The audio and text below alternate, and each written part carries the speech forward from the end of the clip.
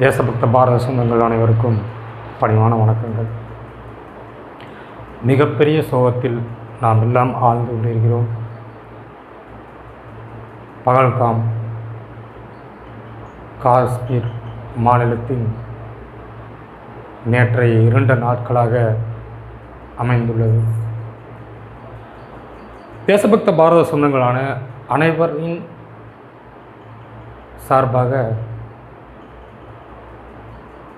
ஒரு சில மணித்துளிகள் நாம் எல்லாருமே அவங்களுக்காக ஒரு மௌன அஞ்சலி செலுத்தணும்னு நான் வேண்டி கேட்டுக்கிறேன். ஓம் சாந்தி சாந்தி சாந்தி. காஷ்மீர் பள்ளத்தாக்கில் உள்ள பகல்காம் அந்த பகுதி மிகப்பெரிய பள்ளத்தாக்கை சார்ந்தது. நாலாபுறமும் பைன் மரங்களும் சுற்று வளைத்துள்ளது. இந்த பகுதியில்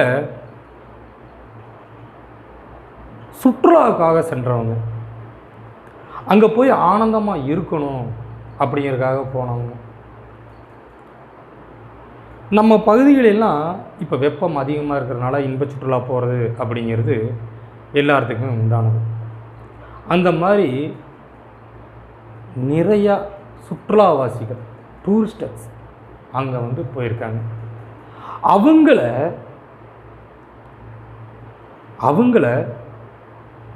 ஒரு தீவிரவாத கும்பல் சுற்றி வளைத்து அநாகரிகம் இல்லாமல் ஒரு விலங்குகள் கூட, ஒரு கேடு கெட்டவன் கூட செய்யக்கூடாத தவற அந்த கும்பல் அரங்கேற்றம் பண்ணியிருக்காங்க. அப்படின்னு அரங்கேற்றம் பண்ணிட்டாங்க. இங்கே எல்லாரும் சொல்கிறாங்க, நாமெல்லாம் மாமா மச்சானா இருக்கிறோம், அண்ணன் தம்பியாக இருக்கிறோம் அப்படின்னு சொல்லி. தயவு செய்து அண்ணன் தம்பியாக இருக்கிறோம், மாமா மச்சானா இருக்கிறோம் அப்படின்னு சொல்கிற யாராக இருந்தாலும், மதசார்பின்மை பேசக்கூடிய எந்த நபராக இருந்தாலும் தயவு செய்து அந்த கும்பலோட போய் நாங்கள்லாம் மாமா மச்சானாக இருக்கோம், நாங்கள்லாம் அண்ணன் தம்பியாக இருக்கோம், அதனால் வந்து இந்த தீவிரவாதத்தை கைவிடுங்கன்னு சொல்கிறதுக்கு உங்களுக்குலாம் துப்பு இருக்கடா நாய்களா, துப்பு இருக்கடா. என் மக்கள், என் இனம் அழியுது, என் மதம் அழியுது, என் மதத்தை சார்ந்தவனா என்று கேட்டு என் மதத்தை சார்ந்த ஒரு நபரின் பெயரை கேட்டு நீ இஸ்லாமியனா அல்லது ஹிந்துவா, இஸ்லாமியன் என்றால் தூரப்போ, ஹிந்துவா இருந்தால் என் துப்பாக்கி முனைக்கு நீ பலியா என்று கொல்லுவித்த நாயனானி.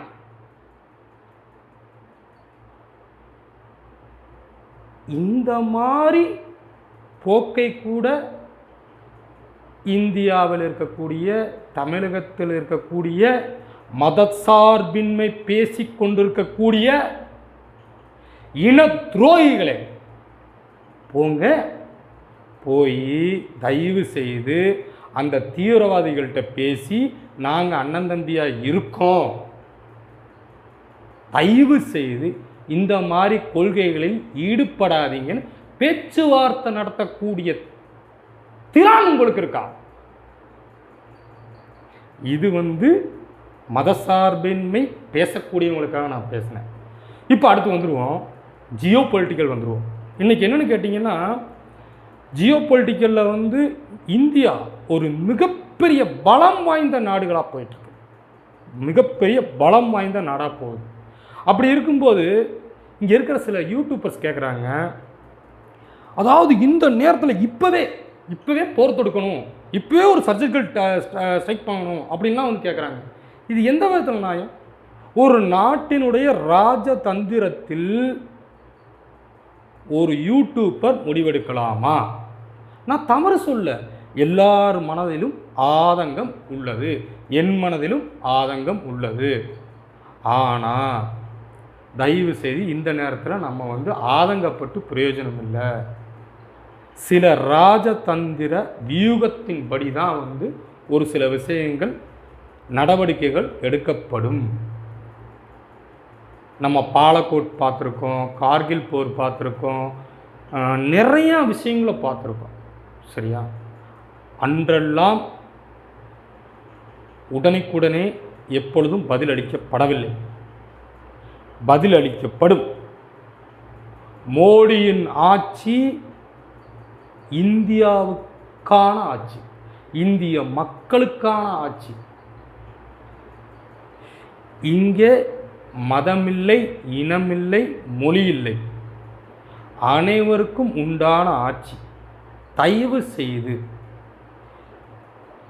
ஒரு இஸ்லாமிய தீவிரவாதிகள் செய்த பயங்கரவாதத்துக்காக நம்மளை திசை திருப்பக்கூடிய பல தீவிரவாத நபர்கள் நமது நாட்டில் மட்டுமல்ல அயல் நாட்டிலும் இருக்கிறார்கள். அதனால் தயவு செய்து இந்த வாட்ஸ்அப்பு, ஃபேஸ்புக்கு, இந்த மாதிரி வலைத்தளங்களில் வரக்கூடிய போலியான செய்திகளை தயவு செய்து பகிராதீங்க. நம் நாட்டின் பாதுகாப்பு நம் இராணுவத்தின் கையிலும் இருக்கிறது. இராணுவத்தை நம்புவோம். இந்த மாதிரி போலியான பயங்கரவாதிகளை கண்டு நாம் என்றும் அச்சம் கொள்ள வேண்டாம். இதைப் போல நிறையா பயங்கரவாத தாக்குதலை இந்தியா சந்தித்துள்ளது. உண்மையிலே சந்திச்சிருக்கு.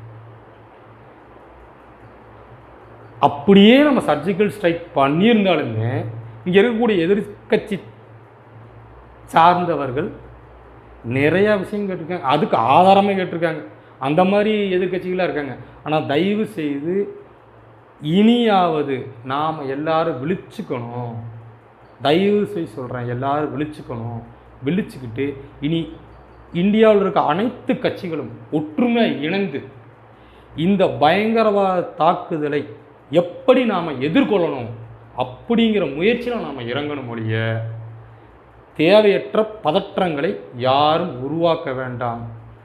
இன்னும் தகவல்களோடு மீண்டும் சந்திப்போம். தேசபக்த பாரத சொந்தங்கள் அனைவருக்கும் நன்றி, வணக்கம். பாரத் மாதா கே ஜெய் ஹிந்த்.